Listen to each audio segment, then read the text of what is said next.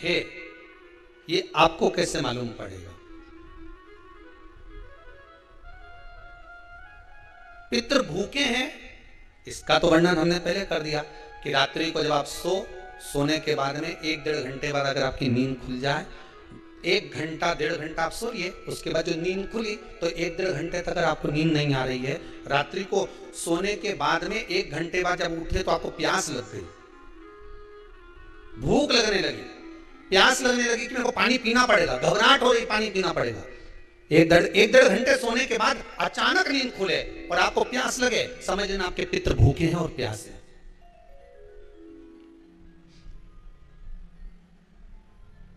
वो भूखे और प्यासे हैं, उनको जल की जरूरत है।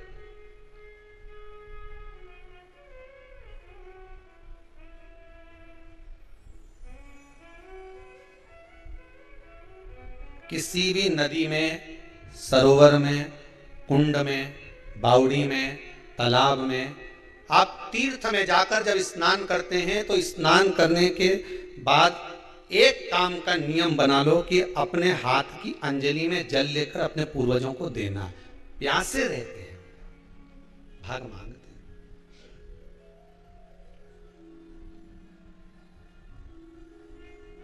भाग प्राप्त करना।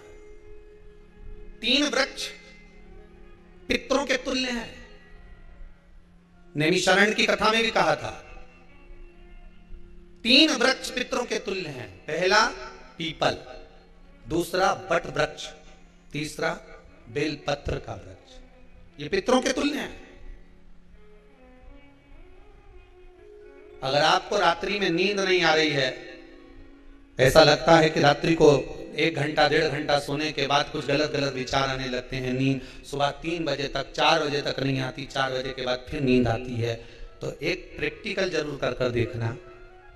एक प्रैक्टिकल करने में क्या जाता है, प्रयास करने में क्या कुछ जाता है क्या?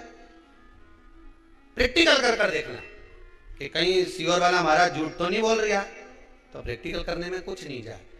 1 लोटा पानी लो, उसमें थोड़ा सा कच्चा दूध डाल लीजिए, श्राद्ध पक्ष चल रहा है, बेलपत्री का पेड़ या पीपल का पेड़ या बट का पेड़, इन पेड़ के नीचे ले जाकर उस दूध को दोपहर में सुबह 10 बजे से लेकर 12 बजे के बीच में ले जाकर चढ़ा दीजिए। रात्रि को फिर ना आपको प्यास लगेगी, ना भूख लगेगी, नींद एक बार लगी तो सुबह ही खुलेगी। प्रैक्टिकल करने में क्या जाता है? पानी डालने में तुम्हारा कुछ जाएगा? अरे बोलो तो सही, हाँ मैं 10 रुपया का दूध जरूर उसमें, और तुम इतनी चतुर हो, इतना सारा दूध थोड़ी डालोगे, इतना दूध डालोगे, कहाँ तुम इतना डालने वाली हो?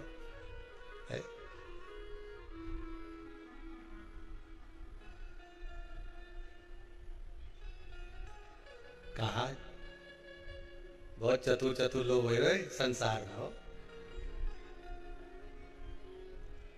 भले पूजन पाठ नहीं करे पर कहीं का एकदम मिलने आ जाए ना, क्या अम्मा जी क्या पाठ कर रही है, फिर वो भी बैठ गई तुरंत, अभी तो सोई थी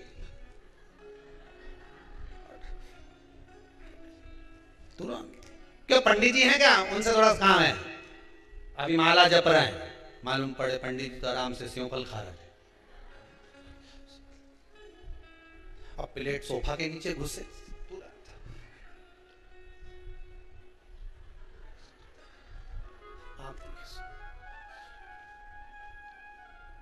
प्रैक्टिकल करने में क्या जाता है, कुछ भी नहीं बिगड़ेगा, ये तो बस जल डालोगे तुम्हारा ही कुछ अच्छा हो सकता है, बाबा की कृपा है।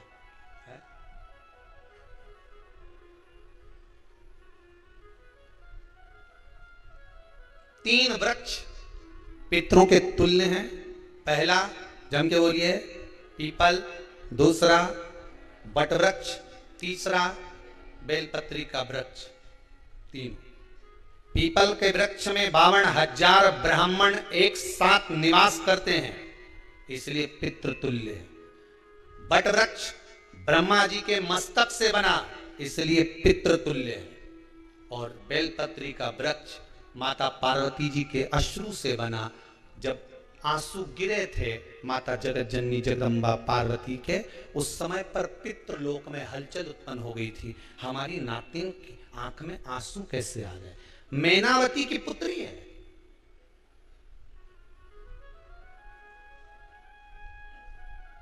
पितरों की नाती, इसकी अश्रु कैसे गिर गए? पार्वती जी ने कहा ये आंसू नहीं, मेरा पुण्य भाग प्रकट करती हूं बेलपत्री के रूप में। तो पितरों ने वर दिया था कि ये बेलपत्री का वृक्ष हमारा आशीर्वाद है, इसके नीचे अगर कोई दीप लगाता है, शिव को स्पर्श कर चढ़ाता है, उसके पितरों की शांति होगी, हम स्वयं उसको आशीर्वाद देने के लिए पधारेंगे। बेलपत्र का वृक्ष पितृ तुल्य।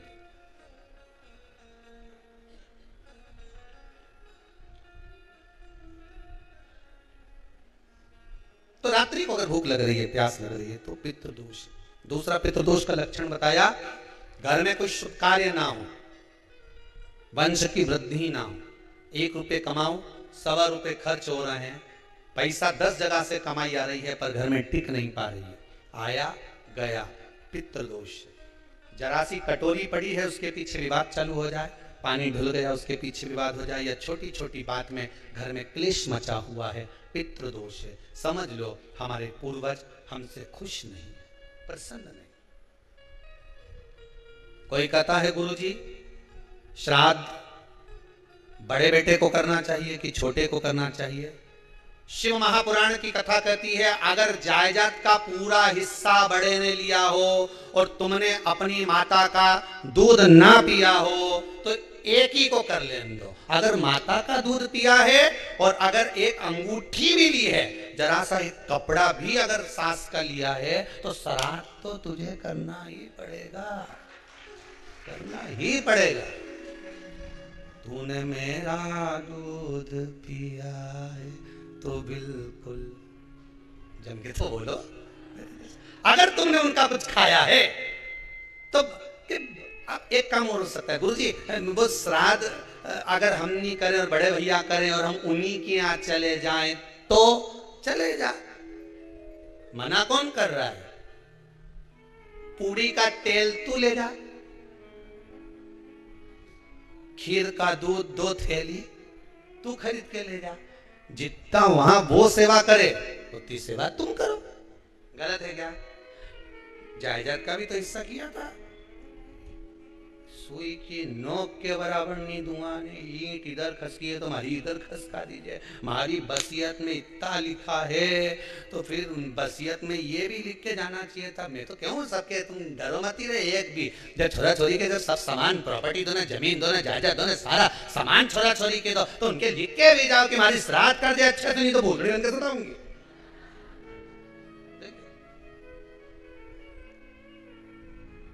श्राद्ध करो। कितना दिया तुमको? बोलो ईमानदारी से बोलना, कितना दिया? ढेरों। और एक बात बहुत अच्छे से कहूंगा, आप लोगों के जीवन में उतरे, अगर मायके में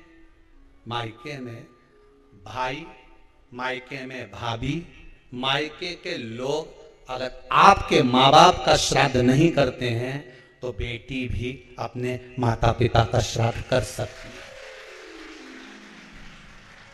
उसने भी दूध पिया है अपने माता पिता का, पर वो श्राद्ध का भोजन कौन कराएगा? बेटी का पुत्र हो, बेटी की पुत्री हो, वो करा, और नाम वो नाना नानी का ले करे। अगर वो नहीं कर रहे हैं, वो नहीं समाते, वो नहीं जानते, तो आप करो, तो करे। 2 भाग होते हैं। जब एक रोटी गाय के मुख में दी जाती है, गाय के मुख में जब हम रोटी देते हैं, एक रोटी जब देते हैं, या तो गाय के मुख में 16 श्राद्ध में जब रोटी देते हैं तो रोटी को बीच में से तोड़कर, रोटी का जो भाग होता है उसको, मतलब ऊपर से फुलका का परत नहीं निकालना है। रोटी जो सीधी सीधी है ना, जैसे ये रोटी है तो इसको बीच में से तोड़ लिया, 2 भाग विभाजित कर लिया, नीचे वाले भाग में भी थोड़ा सा गुड़ शक्कर रख लिया, ऊपर वाले भाग में भी गुड़ शक्कर रख लिया, एक के ऊपर एक रोटी को रख लिया, वो गाय को दी। तो अपन श्राद्ध पक्ष में 2 पूड़ी का प्रमाण है कि गाय को 2 रोटी दी जाती है, कुत्ता को 2 रोटी दी जाती है। 2 पूड़ी रख के देते, आप लोग तो देते होंगे, 2 पूड़ी के ऊपर पूड़ी रखकर, थोड़ा सा मीठा रखकर, नमकीन रखकर, कुत्ते को भी देते, 2 पूड़ी तोड़कर कागा को देते। 2 पूड़ी का प्रमाण कहां से आया?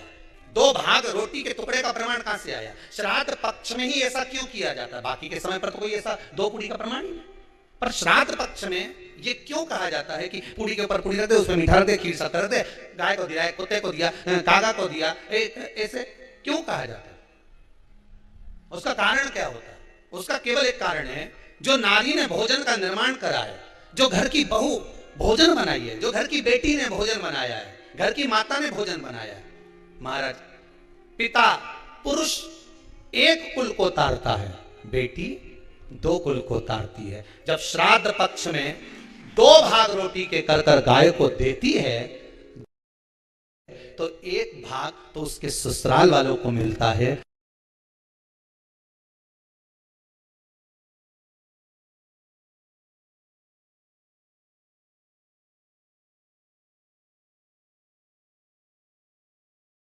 मायके को भी मिले, ससुराल को भी। जब गया जी का पिंड होता है तो नाना नानी सबका स्मरण कराया जाता है। 2 भाग,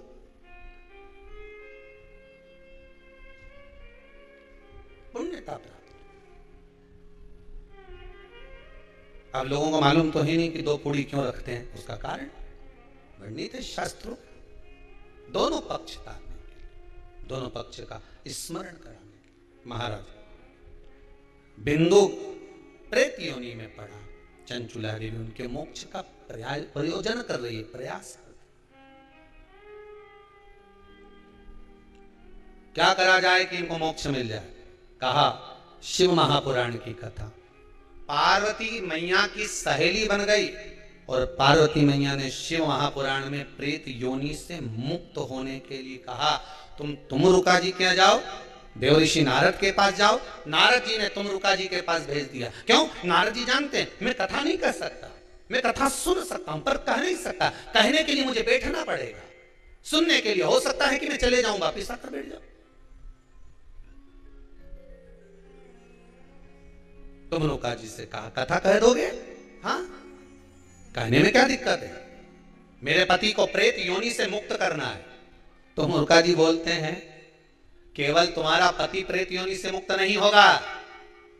तुमरुका जी ने शिव महापुराण में कहा, सुनो चंचुला देवी, केवल एक व्यक्ति शिव पुराण से नहीं तरता, इस बिंदु जैसे ना जाने कितने प्रेत इस वायुमंडल में घूम रहे होंगे, ना जाने कितने पितर, ना जाने कितने आहूत, ना जाने कितने वासुक इस वायुमंडल में घूम रहे होंगे। तुम्हारा पति तुमको दिखा नहीं, तुम्हारा बिंदु तुम्हें कभी नजर आया नहीं, फिर कारण क्या था? बस मन में शांति नहीं है। घर में सारा सुख है पर हृदय में शांति नहीं, समझ लो पितृदोष है। क्या करा जाए फिर? क्या करोगे? महाराज, हृदय शांति, हृदय शांति। केवल एक अकेला बिंदु शिव महापुराण की कथा सुनकर नहीं तरेगा। तुमरुका जी कहते हैं जिस समय पर मैं शिव महापुराण की कथा कहूंगा, सुनो चंचुला देवी, इस संसार के इस भूमंडल पर मृत्यु लोक में जितने भी जीव इस संसार सागर में भटक रहे होंगे, शिव महापुराण की कथा सुनकर वो भी तर जाएंगे। ये अकेली बिंदु को तारने वाली नहीं है, इस मृत्यु लोक में जो विराजमान। आज भी नियम है महाराज, श्राद्ध का भोजन टेबल पर नहीं कराया जाता, श्राद्ध का भोजन ब्राह्मण को कुर्सी पर बिठाकर नहीं कराया जाता, श्राद्ध का भोजन किसी जाता। श्राद्ध का भोजन आज भी प्रमाण है कि ब्राह्मण के लिए भूमि पर आसन लगना चाहिए और जमीन पर बैठकर कराना चाहिए। तब क्यों? क्योंकि इस भूमि पर बैठकर जब भोजन कराएंगे, इसी भूमि से ना जाने कितने पितर गए, कितने तर्पण हुए, कितनी तिलांजलि हुई, इसी भूमि से, इस रज से, इस कण से ना जाने कितने जीव चल गए। अब लकड़ी पर या टेबल पर या कुर्सी पर बैठकर ब्राह्मण को भोजन कराने का प्रमाण नहीं है। अब आपका फैशन ज्यादा हो गया तो बात दूसरी है। पंडित जी ऊपर बैठ के खा लोगे क्या? पंडित जी तो बोलेंगे अच्छा है, खिला दो।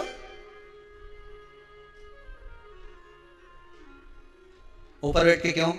वो झुकने में थोड़ी सी कमर लचक जाए, क्योंकि खीर परसेगी तो झुकना पड़ेगा। अब ब्राह्मण अगर भोजन करने आसन पर बैठेगा, तुम अगर थोड़ा झुककर परसोगी, ब्राह्मण के सम्मुख में आप थोड़ा सा भोजन कराते समय झुकोगी। जरा विचार करिए, यशोदा मैया के घर में संतान नहीं थी, यशोदा जी श्रावण के महीने में श्रावणी करने आए हुए ब्राह्मण को मात्र खीर परोसने के लिए गई थी। 52 साल की उम्र थी, संतान का सुख नहीं दिख रहा था, खीर परोसने के लिए गई। उतनी देर में ब्राह्मणों ने देखा इनके घर में संतान नहीं है, पुत्र भव कह दिया। और यशोदा जी के पति श्री नंदराय जी कह रहे हैं कि बाबा मैं 60 का ये 55 की, बाल हो गए धोले और तुम कह रहे हो पुत्र होगा, कहां से होगा? ब्राह्मण कहते हैं ब्राह्मण जब भोजन करता है, भोजन करते समय जब वर देता है, वो वर गलत नहीं हो सकता, कहीं से भी आएगा पर छोरा तो आएगा। और आया, कहीं से भी आया पर पुत्र आया, क्योंकि आशीर्वाद दिया था। श्राद्ध पक्ष का भोजन टेबल पर नहीं, कुर्सी पर नहीं, श्राद्ध पक्ष का भोजन ब्राह्मण को आसन लगाकर जमीन पर कराना चाहिए, भूमि पर।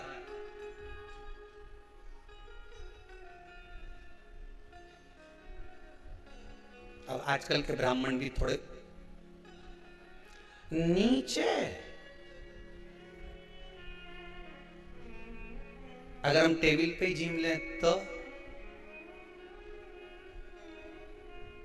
जी क्या बोले भी तो क्या बोले, तो मैं बताऊं।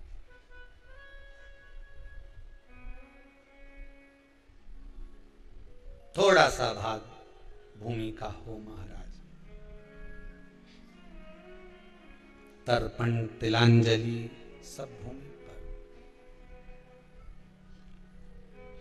हम तो जो जजमान हवन करने के लिए भी जो जजमान लोग नाम लिखाए हैं पितरों के लिए, तो हम उनको भी कहते हैं कि कुर्सी पर बैठकर आहुति छोड़ने से अच्छा है आप बैठो मनानी पर, पहले सबसे पहले भूमि पर 10 मिनट बैठो, पर बैठकर आहुति छोड़ो, उसके बाद भले आप स्टूल लगाओ कुर्सी लगाओ आपकी मर्जी, पर 10 मिनट 5 मिनट तो आप भूमि पर बैठो उन जीवों के लिए,